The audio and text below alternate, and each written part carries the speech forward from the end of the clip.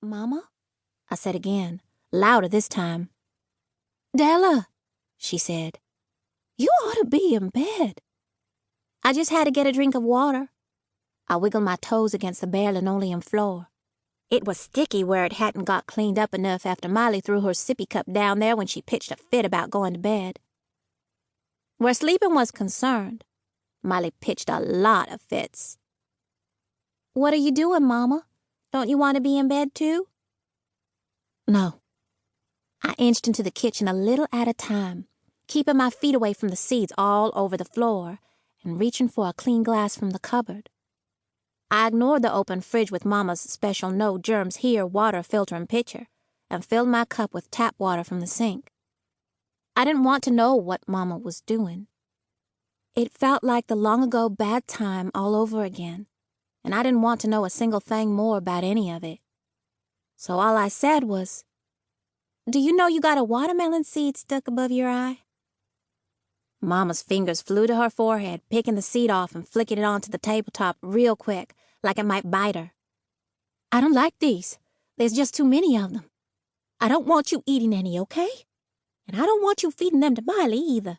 I don't want them crawling around in your tummies and making you sick." The glass of water froze in my hand halfway to my mouth.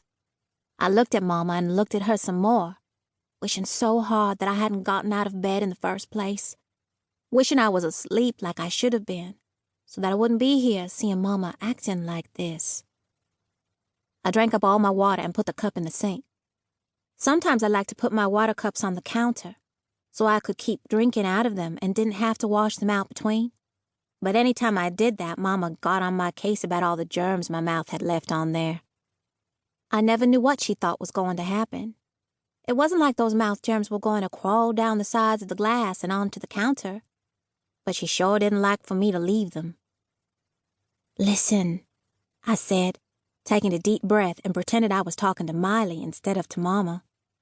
More than anything, I just wanted to go back into my bed and close my eyes and pretend I'd never come in here in the first place. But I knew I couldn't do that without it eating me up from the inside. Mama needed me. "I'm going to close the fridge door now, okay? And then I'm going to help you clean up the watermelon. And I think you should go to bed.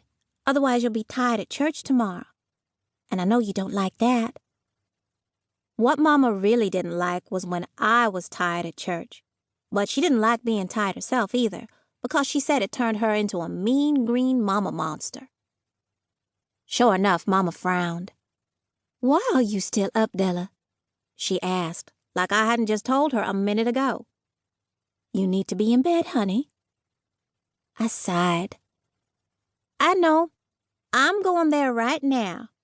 You gonna come to bed too?" Her eyes snapped back to that plate of watermelon, and her fingers started up again with the knife. The seeds made wet little taps on the table as they hit it. Tap, tap, tap, tap, tap. "No," she said, and I felt my shoulders jump a little, because she was so loud she was almost yelling. "I can't go to sleep tonight. I need to take care of this watermelon." I heard a door open down the hallway, and Daddy came out, looking tired. His feet were bare, and his hair was sticking up all over his head. "Suzanne," he said, "what's the matter?" Then he saw me. "Della, what are you doing out of bed? You know it's after midnight, right?" I sighed again, a loud one this time so that Daddy could hear it. "I was just getting a drink." It was Mama I was mad at, but I couldn't stop that mad creeping across the kitchen toward Daddy anyway. "Is that not allowed in this house anymore?" "Don't sass," said Daddy, but he didn't sound upset. He never sounded upset. That's one of those things about my Daddy. He's so calm and quiet that you can hardly hear him talk sometimes. "Did you get your drink?" "Yeah. Good night." I didn't look at Mama again, but I could still hear those watermelon seeds tap, tap, tapping on the table as I walked down the hallway. "Suzanne, please come to bed now," Daddy said as I opened my bedroom door. Can't go to sleep. Too busy." There was silence behind me. I pictured Daddy pushing his calloused white fingers through his brown hair.